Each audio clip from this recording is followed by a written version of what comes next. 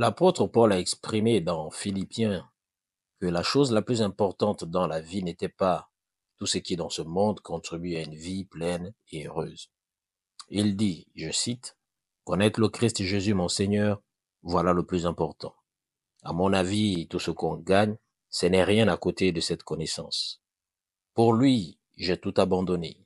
Pour gagner le Christ et pour être uni à lui, je considère toutes ces choses-là comme des ordures. Je ne suis pas juste parce que j'obéis à la loi, mais parce que je crois au Christ. C'est Dieu qui rend juste et il rend juste celui qui croit. Philippiens chapitre 3 à partir du verset 8.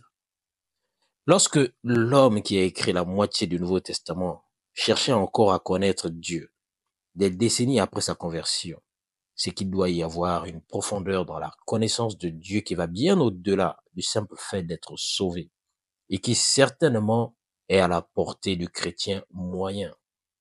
C'est ce que nous allons explorer aujourd'hui. Nous sommes le vendredi 22 novembre 2024.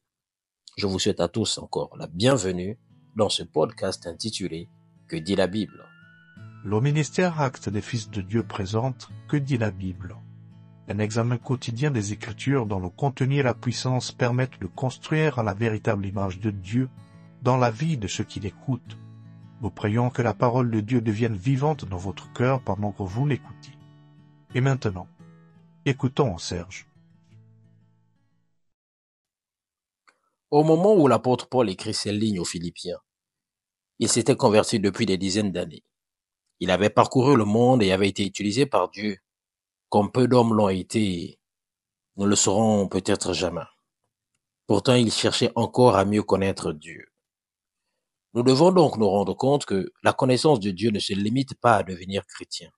Aujourd'hui, des multitudes de personnes ont reçu le salut et si elles venaient à mourir, elles iraient directement dans la présence du Seigneur. Mais elles ne connaissent pas Dieu. Elles ne savent pas qu'il les aime parce qu'il est amour et non parce qu'elles sont belles ou parce qu'elles ont obéi à la parole. Elles pensent qu'elles doivent gagner la faveur de Dieu et elles souffrent inutilement de la condamnation ou du manque de communion avec lui parce que ces personnes s'en sentent indignes. Elles ne le connaissent pas comme un Père céleste aimant, mais le voient comme un dur maître d'œuvre, l'Éternel des armées, le Seigneur qui a ordonné, et si tu ne fais pas, tant pis pour toi. Non, bien-aimé. De nombreux chrétiens pensent que notre Père céleste est l'auteur de tous leurs problèmes et de toutes leurs difficultés. Ils pensent que Dieu utilise ces problèmes comme des outils pour leur enseigner quelque chose ou changer leur comportement, alors que la parole de Dieu prouve clairement le contraire. En vérité, le peuple de Dieu est détruit parce qu'il ne connaît pas Dieu, nous dit Osée chapitre 4, verset 6. Et l'Église est en grande partie responsable de cette situation. La Bible dit dans Romains 10, verset 17, ainsi donc la foi vient de ce que l'on entend et ce que l'on entend vient de la parole de Dieu. L'Église dans son ensemble a proclamé que Jésus est mort pour nous, afin de nous éviter d'aller en enfer. C'est vrai et c'est un bienfait. Mais ce n'est pas ce qu'enseignent les Écritures.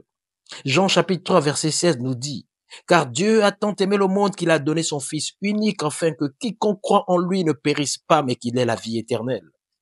Ce verset précise donc que le but du salut est la vie éternelle. Et la vie éternelle a été définie par Jésus lui-même dans Jean chapitre 17 verset 3. Il dit, la vie éternelle c'est qu'ils te connaissent toi, le seul vrai Dieu et Jésus-Christ que tu as envoyé. Bien-aimé, connaître Dieu, le Père céleste et Jésus-Christ, c'est la vie éternelle. Cela ne commence pas lorsque nous allons au ciel. Non, connaître Dieu est quelque chose que nous pouvons avoir dès maintenant. Et le livre de Jean, chapitre 3, verset 36, nous encourage à cela. Le mot connaître est utilisé dans les Écritures pour décrire la relation entre un homme et sa femme qui produit un enfant.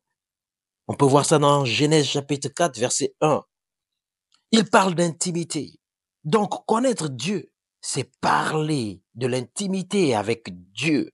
Recevoir le salut et ensuite trébucher dans la vie sans expérimenter l'intimité avec le Seigneur, c'est manquer ou ignorer la partie la plus importante de ce que Jésus est venu fournir en mourant à la croix. Bien-aimés, permettez-moi de le dire ainsi. Si vous avez reçu le pardon par le sacrifice de Jésus et que vous continuez à vivre sans relation intime, personnelle et étroite avec Dieu, alors, selon Jean chapitre 3, verset 16, vous manquez le véritable but du salut. Et c'est là que vit la grande majorité des chrétiens. Qu'il n'en soit pas ainsi. Les gens croient qu'ils doivent être sauvés parce que c'est le message qu'ils ont entendu. Ils sont donc sauvés, mais ils restent bloqués. Ils n'entendent pas que connaître Dieu est le véritable objectif, ou qu'il est même possible de l'atteindre. Ils attendent la douceur à venir, aller au ciel et se débattent dans la dureté de l'ici et du maintenant. Connaître Dieu de la manière dont je parle n'est même pas sur l'écran radar de la plupart d'entre eux. Ils ne le recherchent même pas, ils n'en font pas l'expérience. Et cela soulève la question suivante. Comment pouvons-nous commencer à rechercher l'intimité avec le Seigneur? Bien aimé, nous pouvons le faire par sa parole. Cela commence par passer du temps à le connaître à travers sa parole. L'apôtre Pierre a déclaré dans 2 Pierre 1, à partir du verset 23, du verset 3.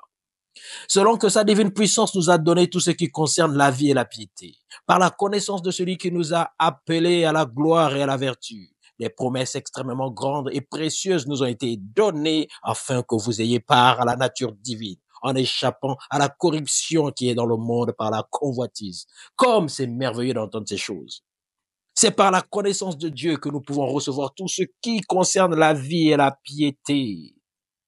Il nous les a déjà donnés, mais c'est la connaissance de Dieu qui nous permet de participer à sa nature divine, de recevoir toutes ces grandes et précieuses promesses et d'échapper à la corruption de ce monde.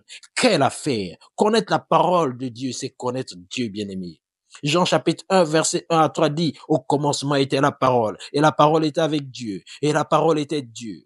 Toutes choses ont été faites par elle, et rien de ce qui a été fait n'a été fait sans elle. Si vous voulez accomplir ce que Dieu vous a appelé à faire, vous devez le connaître personnellement. Il est là, près de vous, par sa parole. Désirez-la plus que tout.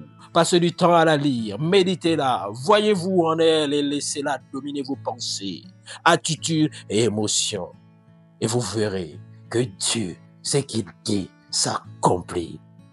Demeurez bénis et que ce message fasse une énorme différence dans votre relation dès aujourd'hui avec le Seigneur. À bientôt.